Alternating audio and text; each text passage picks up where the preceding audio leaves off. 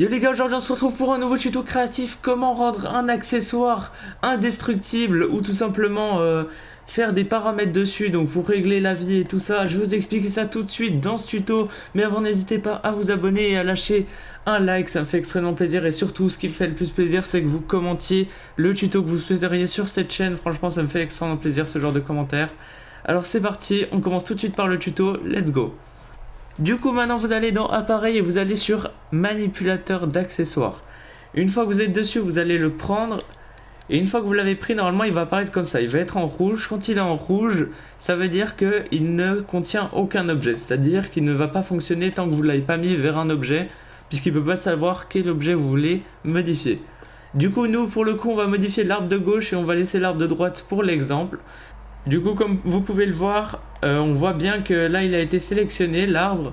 Donc du coup, une fois que ça fait ça, vous pouvez mettre l'objet. Et là, du coup, on saura que ça sélectionne cet objet. Donc du coup, l'arbre. Du coup, une fois que vous l'avez posé et que vous savez que vous modifiez cet objet, vous pouvez maintenant personnaliser avec cet objet. Du coup, on se retrouve dans les personnalisations, mais avant, je précise, comme à chaque tuto, regardez toujours à bien être sur les 4 barres en haut et pas sur les 2 barres. Car comme je le redis encore pour la millième fois, les 4 barres, on a 1000 fois plus d'options qu'on n'a pas dans les 2 barres. Du coup, c'est parti, on passe aux options. Alors tout d'abord, masquer au début du jeu, ça c'est pour savoir si l'objet va être visible ou pas au début du jeu. Donc ça c'est à vous de savoir. Ensuite, remplacer les ressources. Alors ça c'est pour décider en fait combien de ressources on gagne à chaque fois qu'on tape dedans. Donc comme quand on casse un arbre par exemple, on gagne du bois. Donc si vous mettez non, ça va laisser par défaut, c'est-à-dire comme d'habitude. Et si vous mettez oui, ben là vous aurez des paramètres en plus pour régler ce que vous voulez. Donc ça, je vous laisserai voir par vous-même. Donc quantité de ressources, ça c'est le maximum qu'on peut avoir. Et ça, c'est à chaque fois qu'on tape avec la pioche. Après le reste, je vous laisserai apprendre par vous-même parce que c'est un peu plus dur.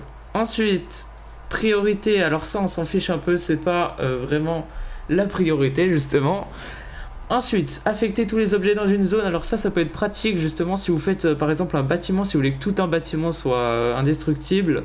Et ben ça peut être pratique au lieu de faire à chaque objet, vous allez mettre oui. Et ensuite vous pourrez mettre la largeur de la zone que vous voulez, par exemple un carré, enfin ça c'est à vous de décider suivant la hauteur et tout de votre bâtiment. Et ensuite vous mettez OK. Et là regardez, ça met un cube comme ça. Et en fait, tous les objets qui se trouvent dans ce cube, eh ben, ils seront tous selon vos paramètres que vous aurez mis à l'intérieur. Donc du coup, là, il n'y a que l'arbre, mais imaginons il y a un bâtiment. Et ben, c'est tout le bâtiment qui va être selon ces paramètres. Donc là, vous voyez, si j'aurais pu un peu étendre et que ça touche l'autre arbre, comme ça serait les deux arbres. Au lieu d'en faire un chacun, tu vois. Donc voilà, ça c'est archi pratique. Pour le coup, nous, on va mettre non, comme ça on fait vraiment juste cet objet. Du coup, PV de l'accessoire, alors ça c'est justement ce qui nous intéresse. C'est en fait pour mettre le nombre de PV que l'on souhaite pour cet objet. Donc par exemple pour l'arbre on peut mettre 900, vraiment les PV qu'on veut. Et nous ce qui nous intéresse c'est qu'on le rende indestructible justement. Donc vous mettez invulnérable et du coup on ne pourra pas le casser. Donc il sera vraiment indestructible. Ensuite, le reste, ça je vous expliquerai dans une autre vidéo, c'est les canals. C'est un peu plus c'est un peu plus haut niveau pour les créateurs. Du coup, maintenant nous allons passer au test. Et oui, c'était juste ça, c'est pas ultra dur.